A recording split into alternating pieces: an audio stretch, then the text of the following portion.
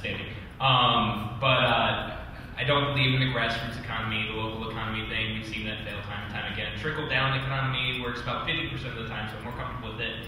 So I see that, like, what we really need is the industries on the top to start working on getting the economy, not the individuals.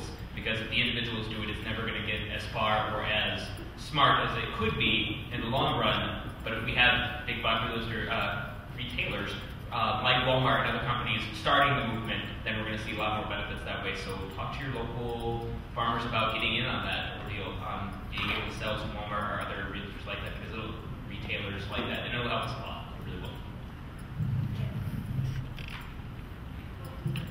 I just wanted to make a comment. Obviously, I'm on a budget as well as everybody else. Instead of buying my annuals and perennials and putting flowers in my flower bed, I actually bought seeds. And my daughter and I are actually getting it. Get it?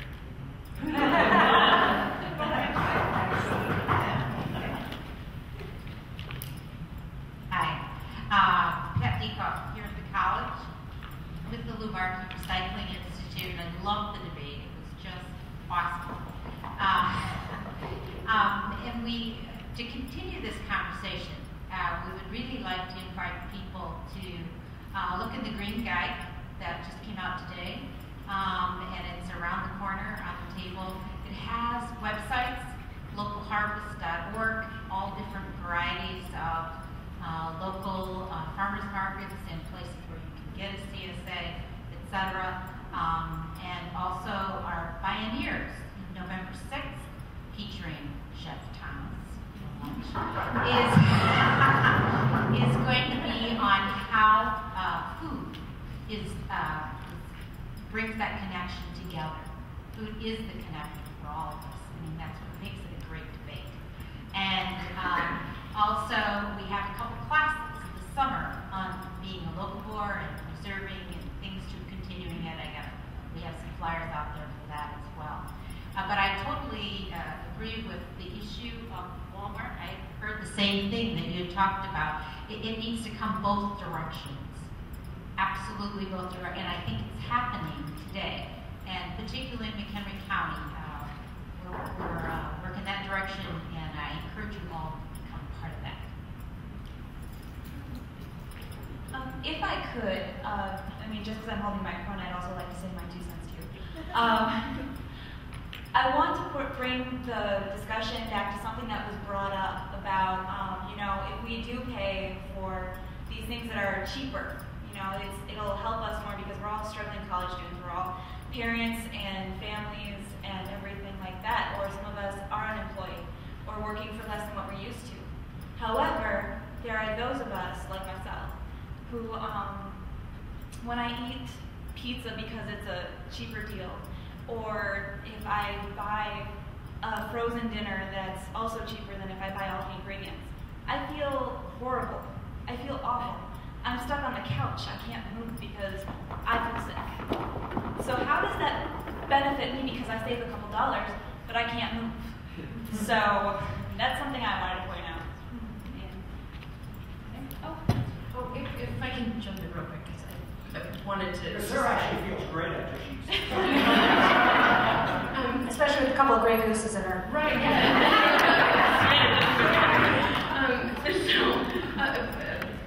But I do want to say, a girlfriend of mine and I, we have this saying when we get to complaining about something and we say, first world problems, like these are the things that people in wealthy areas get to argue about.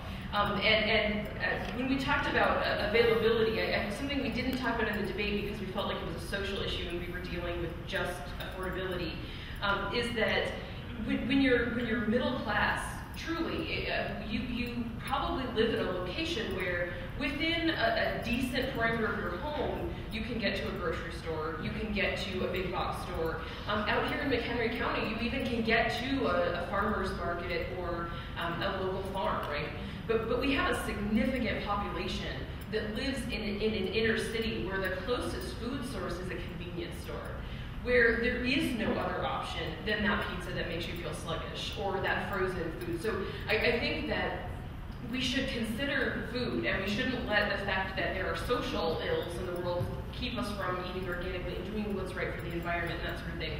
But it is something to think about, that these are the benefits of living where we live and being middle classes, that we get to have these conversations. Because there are people who don't get to make the choice. And there are even people, I would say, who don't have the education to even begin talking about this. And we're very fortunate in those ways. I just feel like, we kind of have to put that out there, that we're privileged in that way.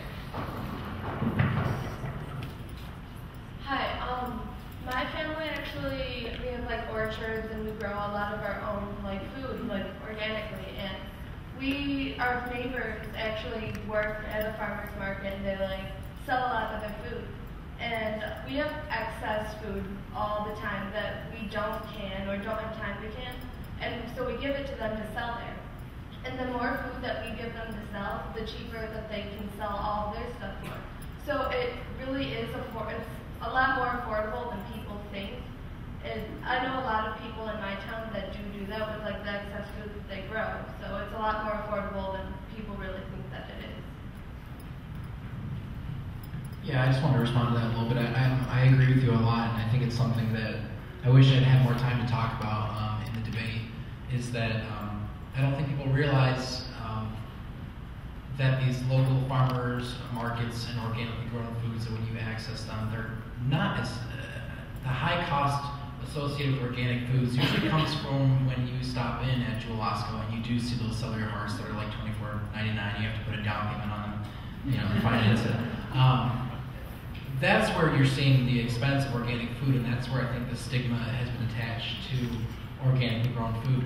But if you are to go to your local farmer's market and access these organic foods, you're right that they're not as expensive as people think they are, which is one reason I think that people need to be knowledgeable about it. This whole topic being discussed is good, so that people will know about this and actually start considering, going out and buying more and more of that. So I totally agree with you. I think that's an important thing for people to remember and take away from this whole speaker series. And Yeah, just to add on to that, if you have not been to a farmer's market lately, I challenge you to go there within the next, well, they're not even open yet, but as soon as they open, like opening day, I want you lined up outside, because sometimes you will see prices that may be a little higher, but sometimes you see prices that are so low, like I walk away with so much corn, I feel like I'm stealing it and I have to run, because it's so cheap. I'm like, they're gonna call me back in a minute. There is a lot of cheaper items, and I understand some are a bit more expensive, but I challenge you, go to a farmer's market, check out the prices, compare them for yourself, find out for yourself, because that's the best way to find out. Jeez, Joe, what's your obsession with corn? Like, holy cow.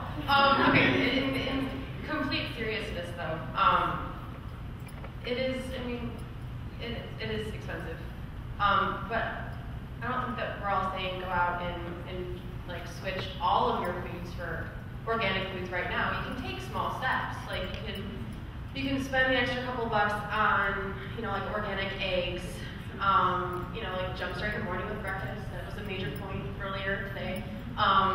Do that. You're going to have more energy. You're going to be able to do things. And then as you can slowly integrate more organic food into there, you're going to, it's just going to come quicker. It's going to be easier. And then even just like with your body taking everything in, like you're going to feel more energized. Like you'll be able to take the bike ride down to, like the wherever, instead of spending the money on gas to get there. Like you'll be able to go do things like that. And like taking it slow, it can work. But you don't have to do it right away. Everything, just baby steps. And I think, for those of you at home who have been to all the speaker series, and for those of you here who have been to them, or just a few, I think that was one of the major points right over on this side of the area that someone said, just take out that small steps to, start somewhere and then build from the ground. And that, over there, lovely woman, she said that. That's definitely advice to live by, because that's how we started in my family. It was go to the farmer's market once and be like, look at corn prices, I know. And then, kept us coming back and looking at other things, trying other products, and it's a way to get started. I just wanted to agree with the many of you who said pick and choose. Buy the fruits and vegetables that are very delicate, that you can't wash, like strawberries, things like that fall apart. But things like apples, you can wash pesticides off of things like apples. So if you really want to start buying some things organic, buy the fragile things organic, because they don't wash.